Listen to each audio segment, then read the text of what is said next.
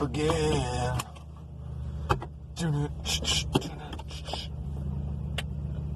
Fill me up again. Oh man, just an empty bottle. Fill me up again. Alright, man. It's Ash Wednesday. It's Ash Wednesday, dear video diary. What am I going to talk about? I don't know. I made a video the other day. I kind of just forgot to post it, or I think I posted something else and then it just accumulated dust. And then it felt weird to post it out of order, asynchronously, about money. There's something about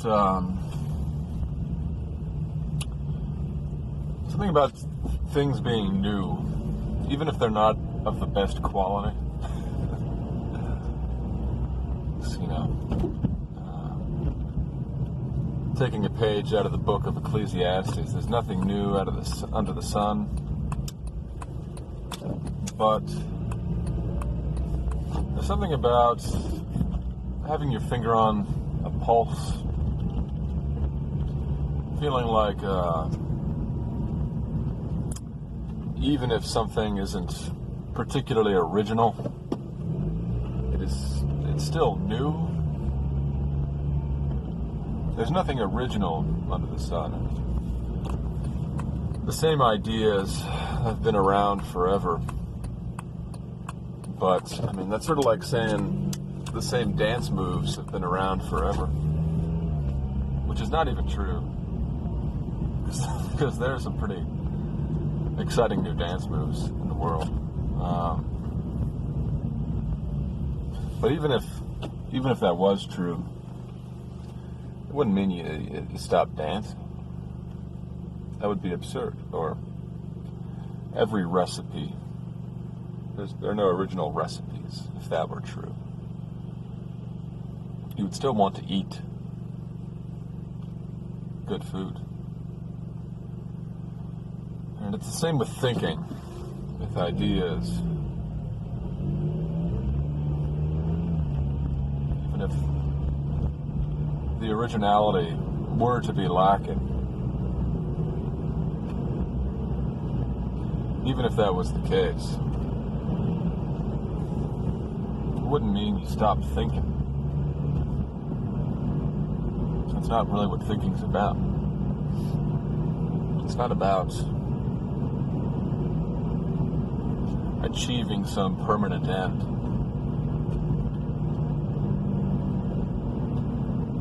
What, so then you can do a murder-suicide and, drape your corpses over the perfect hieroglyphics you've carved in granite so that ancient aliens can appreciate you, achieve immortality that is actually mortality, a mortal immortality. I had a bit that I posted online a while ago. It went, I am an immortal.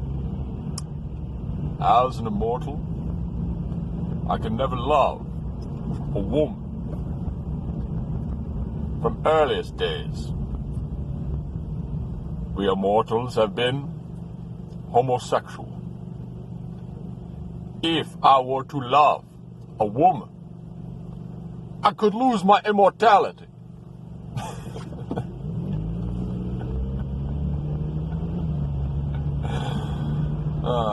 Both a blessing and a curse it is to love another man.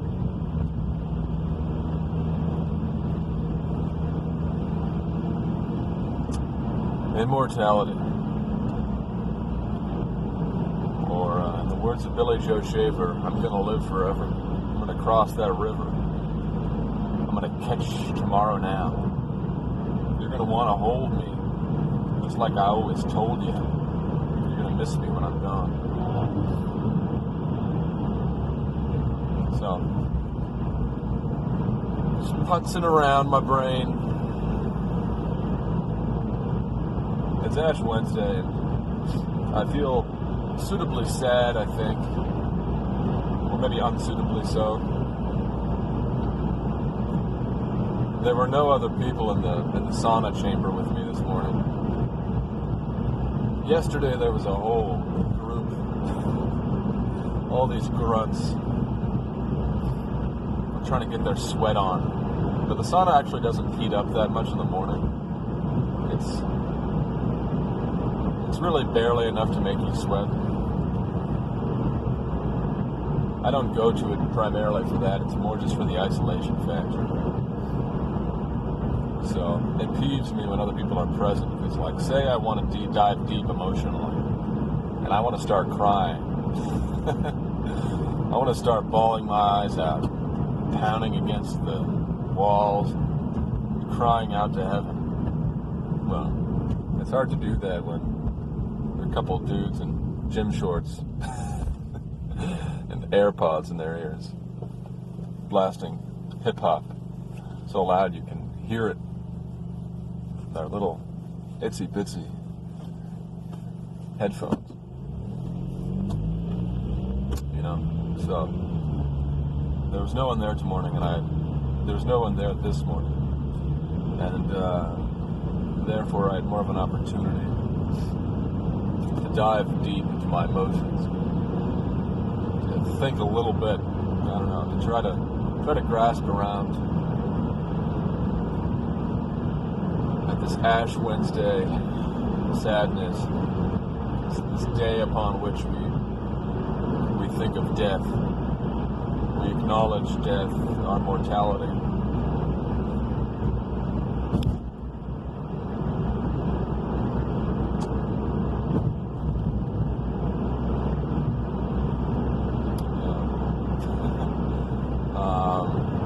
I was just thinking about T.S. Eliot again. T.S. Eliot's poem Ash Wednesday. I no longer hope to turn.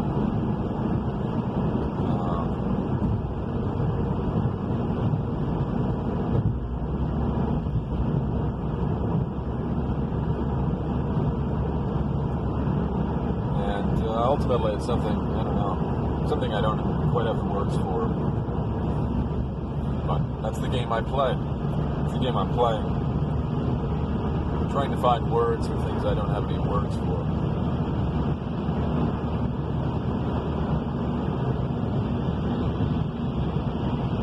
I'm trying to find words.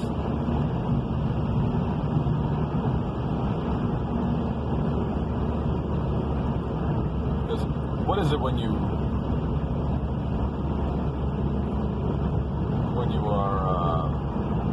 mourn? What's the difference between despair and mourning or grief? Because despair seems like something wrong, something badly ordered.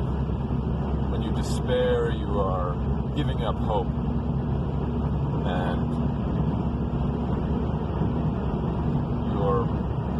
acting as everything is as if everything is fixed, unchangeably against you. Whereas with grief, you're acknowledging the loss of something.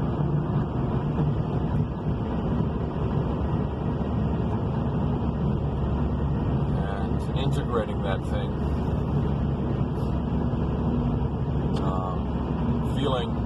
Feeling the loss that you may have prevented yourself from feeling at the time of it. I don't know. It seems like a fuzzy line. A fine, fuzzy line.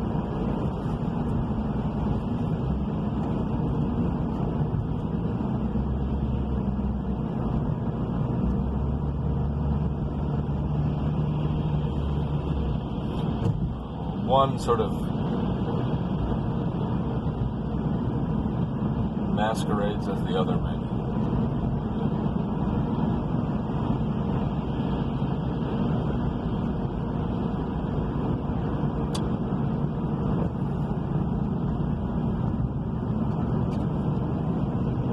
quite know.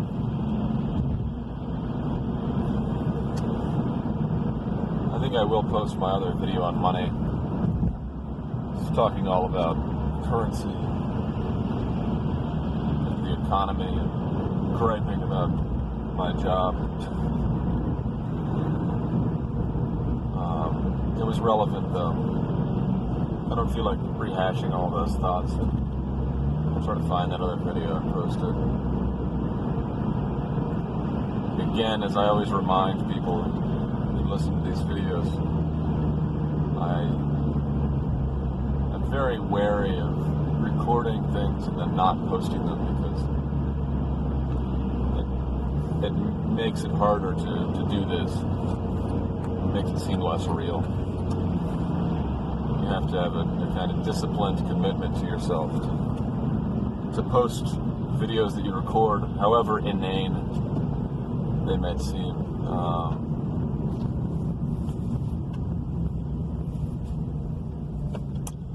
Simply because that's the only way to make it real, to make it feel real. Anyway. What was I thinking about? Dear Video Diary. It's just returning to... It's all about people. I mean, you can either think about ideas or about people, which is itself an idea. But I think that's basically what goes on internally for the most part. One dwells upon ideas, abstractions,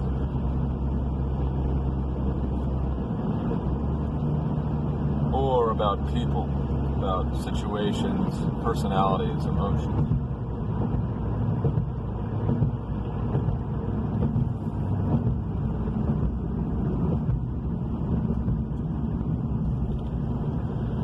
One is, and they're related though.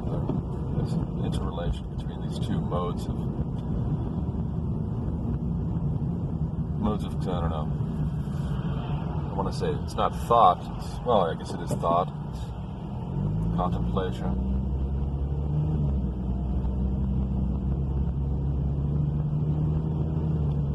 There's something soothing about thinking about ideas.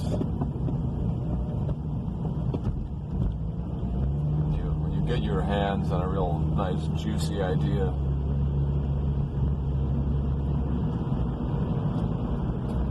With marrow in its bones, crack it open and suck out the juices, the life juices of some idea. It's like you're nourishing your soul.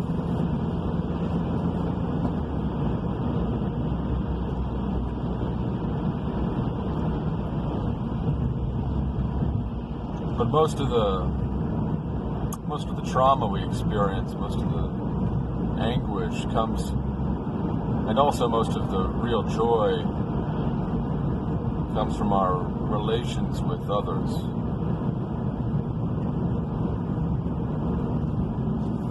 Not like they're the source, but that it wouldn't be possible. It's like in Genesis, it's not good for man to be alone.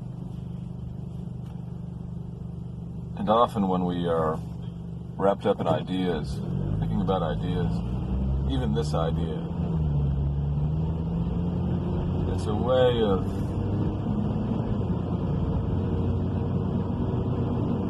of sort of stitching up things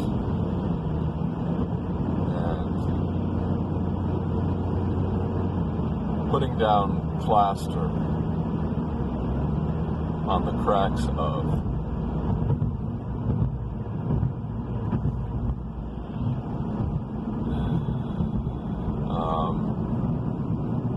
wrapping the rat's dead body in.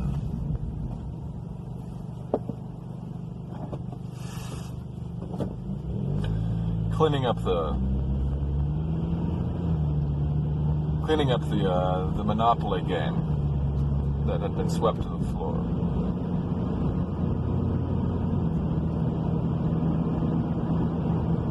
or dismantling the Monopoly game that was all too elaborately arranged.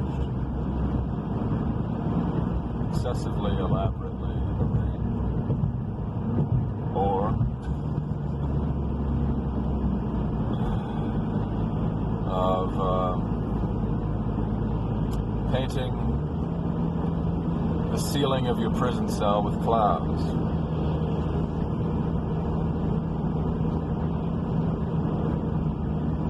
Jumping into the computer screen.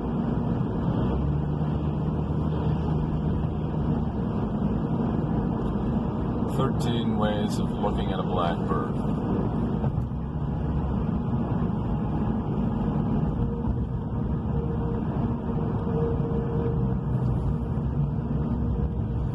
It's 13 ways of looking at a blackbird, I guess.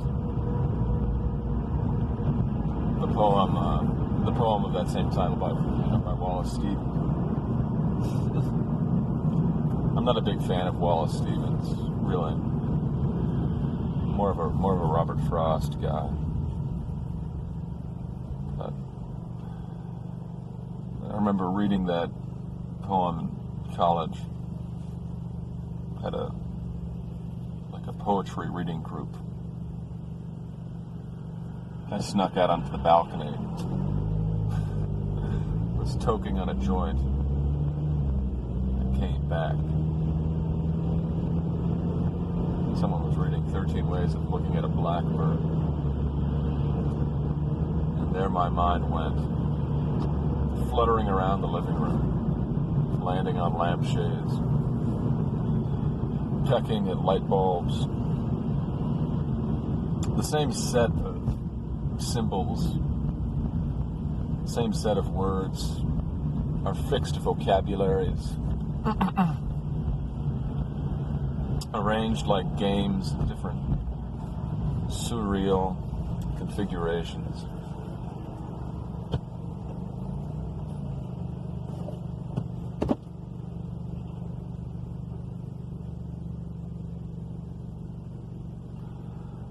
After Mass lately, I've been feeling like a charged up battery, charged up little iPhone.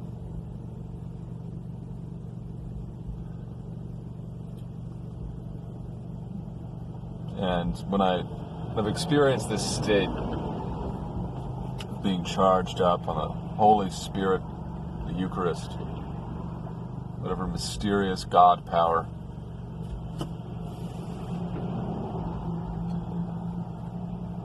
it's like the sins of others are like I can have compassion upon them. I'm elevated above.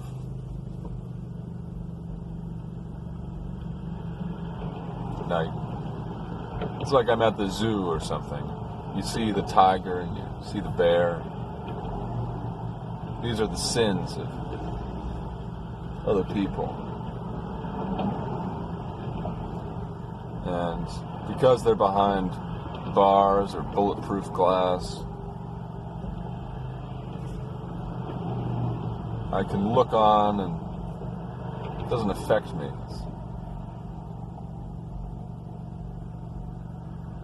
When your battery is charged. But it's a whole different thing being in the lion's den.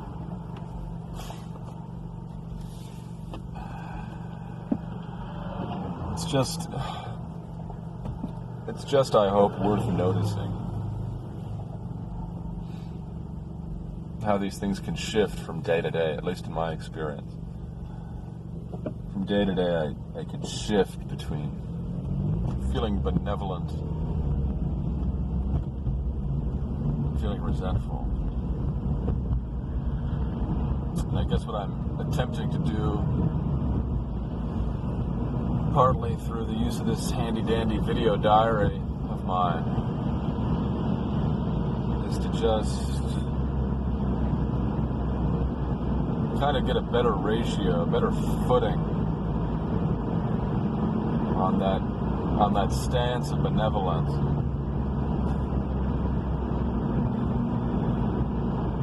maybe it's a little presumptive of me. Get a better stance, better grip, whatever. Choose your verb, choose your adjective. Spark notes are what's the game? Not spark notes. Mad libs. Game where you fill in blank words. It's Mad libs my way through.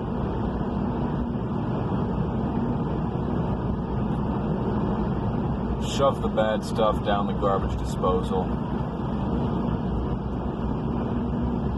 Recognize it,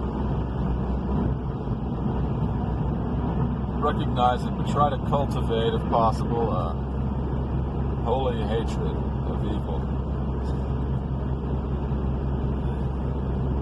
And a holy love of the good.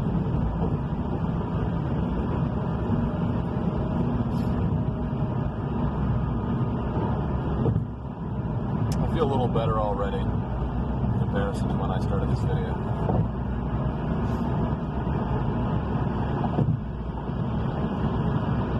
Like the lizards in my stomach have retreated. Have retreated to their nests. I'm sure they're laying eggs for later.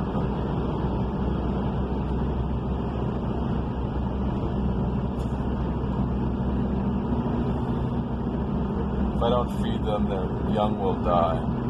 Their young will devour them.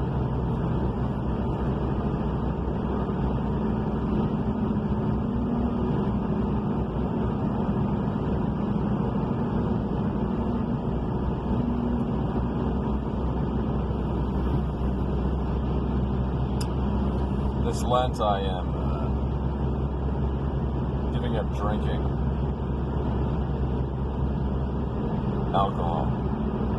I'll still be drinking other fluid. And I'll have, as a consequence, I might have more time on my hands. More energy on my hands to do some pantomime, to throw myself in. I might just try to like mimic some of Marcel Marceau's miming routines. It'll be fun, you know, it's like a pianist learning Beethoven or something, you know.